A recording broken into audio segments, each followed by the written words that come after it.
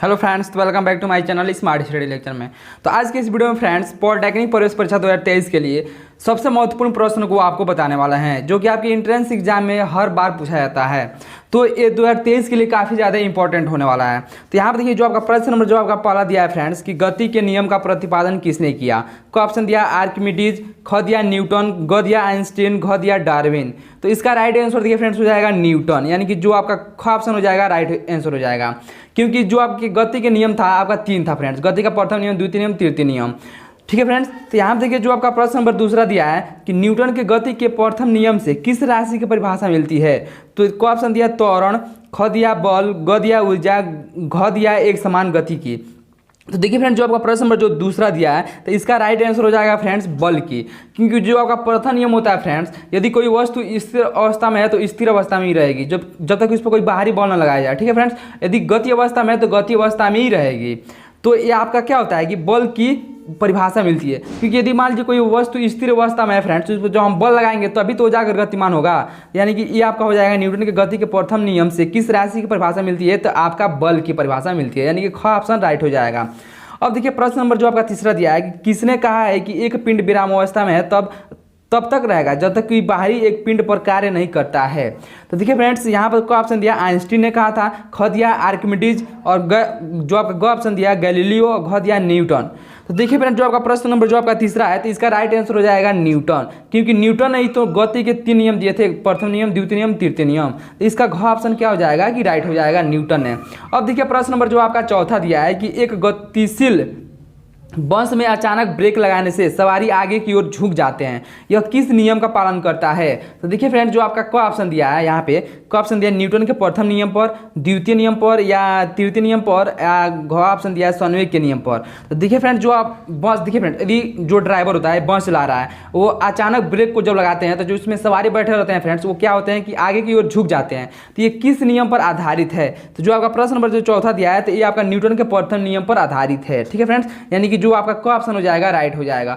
अब चलिए देखते हैं फ्रेंड्स अगला प्रश्न। देखिए फ्रेंड्स, जो आपका प्रश्न नंबर 9 दिया है कि रॉकेट के सिद्धांत, यानी जो आपका यहाँ बताना है किस सिद्धांत पर कार्य करता है, किस सिद्धांत पर कार्य करता है। तो क दिया ऊर्जा संरक्षण पे, ख दिया बर्नौली प्रमेय पर, और ग दिया एवोगाद्रो परिकल्पना पे, और घ दिया संवेग संरक्षण पे। तो जो आपका रॉकेट होता है फ्रेंड्स, देखिए जो यहाँ पे दिया है प्रश्न नंबर जो आपका 9 दिया है इसका राइट आंसर हो जाएगा संवेग संरक्षण पे। संवेग संरक्षण के जो सिद्धांत होता है उस पर आपका रॉकेट कार्य करता है।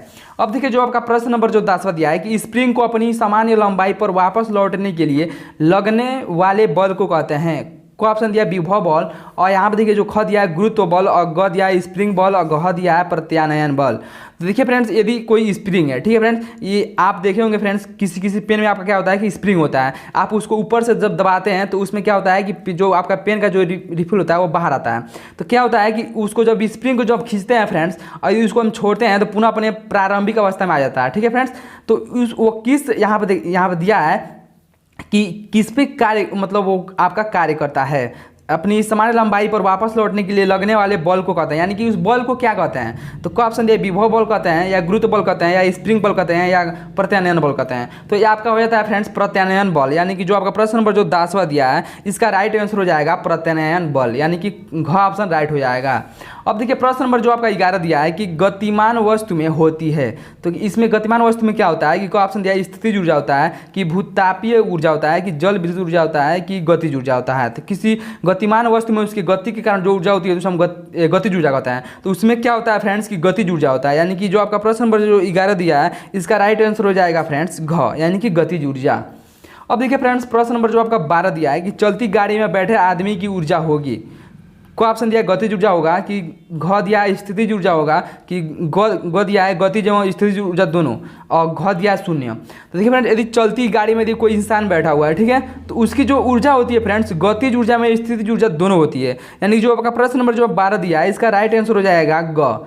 ठीक है, अब देखिए फ्रेंड्स प्रश्न नंबर जो आपका 13 दिया है कि वॉशिंग मशीन की कार्यप्रणाली निम्न सिद्धांत पर आधारित है।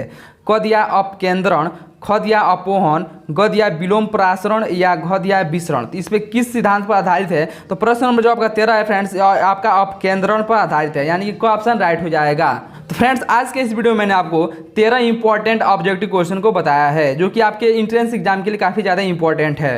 यदि फ्रेंड्स आप मेरे चैनल पर नए हो, चैनल को जरूर सब्सक्राइब कर लीजिएगा। Thank you.